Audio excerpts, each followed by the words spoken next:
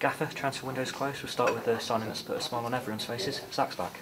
Yeah, pleased to bring Zach back to the club. It was a late deal, and his agent rang me in the evening yesterday.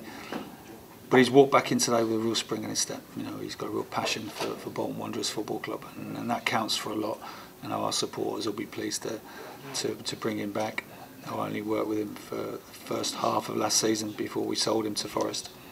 But he's a good player. He's a talented lad, and you know, we're looking forward to helping Zach get back going again, because he's stagnated a little bit in his time at Forest. And you know, we've hopefully we'll give him the platform to do that, but also give him a clear pathway of what we feel he needs to do to get back playing like we know Zach Clough can. And in the past we've had new signings who have taken a little bit of time to bed in. Zach shouldn't have that issue.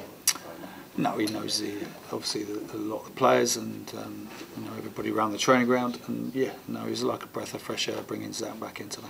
And there's a certain irony bringing him back in, having lost him on deadline day last season, and Gary Medine going this time round. Yeah, you know, it's football. Strange things happen around the transfer deadline day. So yeah, you know, a year ago today, you know, Zach was sold, but like, we've got him back, and we look forward to working with him. And can you give us a bit of insight into that Gary Medine deal? Yeah, with Gary, he kind of it's always difficult when you lose a player late in the day, and I think, you know, the supporters will appreciate, you know, our position, because a lot of players you may have replaced him with, if it was early in January, have obviously gone to other clubs. Then the time constraints left to replace him. A lot of clubs then start to think, well, Bolton have got a lot of money to spend, so prices go up, agent demands go up, and kind of like, you then, to get one in, you've got to play way over the odds to achieve that. And we weren't able to. We were close to getting a number of players, but we weren't able to do that, and it wasn't for lack of trying. You know, the chairman was you know, all along, you know, adamant that we weren't going to sell him. However, you know, the offer went up, and it got to a point where, you know, Ken had to make a judgment call. And you know, it's easy to say that, you know, from outside, you know, no one wants to sell the top goal scorer, but we're not the ones who have to pay the wages each month. And you know, as a manager, I've been a manager for 15 years now, and you've got to make sure that you get up the next day, you know, put the disappointment to one side, and get ready to go again. And that's what, you know, we've done this morning. You can't let things fester in your mind. You know, we've got good players at this club. We've got an enormous challenge on our hands.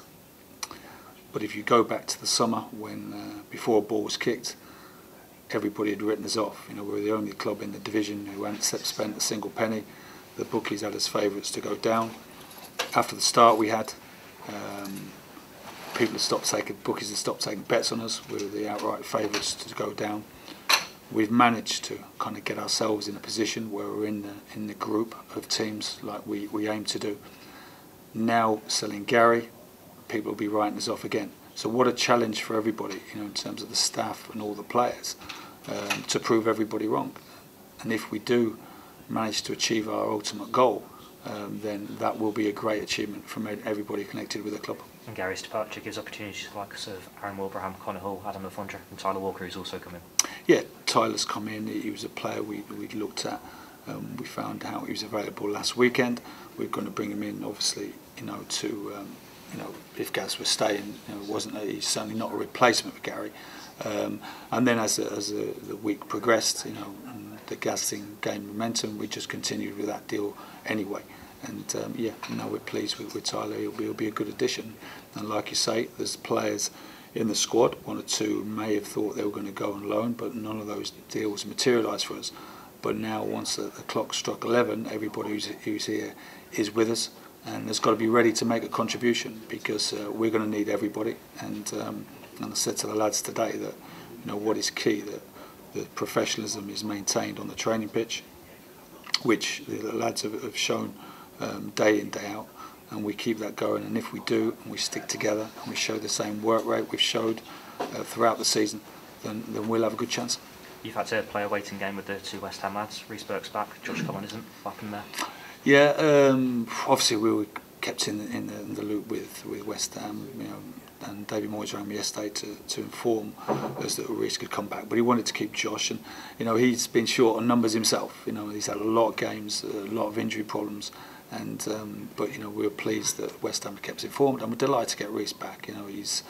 He's a terrific young player, and disappointed we didn't get Josh, but equally Reece was a bonus, because that could have easily not happened. And one big boost, I suppose, is signing John Flanagan, big experienced player. Yeah, John's a player with great pedigree, and he's a player who's keen to get his career off and running again. And but all my calls I made on John, which you always do, whether it's a loan player or as a permanent signing, a lot of people spoke about his character and his desire to win. And we're going to need those players who are prepared to roll the sleeves up. There's a lot of talk about Lee Chung-young during the window. Can you tell us how close the deal to that came? Well, I think with Chungy, that first of all, when those things get out in the paper, it frustrates me, because it can create a kind of excitement, and then you get the disappointment if it doesn't happen. But it's inevitable, things get out in the press. The paperwork was done, and he was all set to sign for us, and then Palace got an injury in the game against West Ham, and unfortunately for us, they decided to keep him. But once you get a disappointment like that, you've got to kind of move quickly, and we then found that Zach was available, and I think that's a very good replacement. And although the window's closed, there are still free agents out there. Are you still looking for players? Yeah, we're obviously looking like everybody else, and we had to do that last year. If you remember, we brought in Jem Carrigan outside the window, and scored an important goal for us to help us get promoted in that final day. And yeah, of course we're looking, and if someone comes available we feel can enhance the squad, then we'll move for that player, but we don't want to bring someone in just for the sake of it.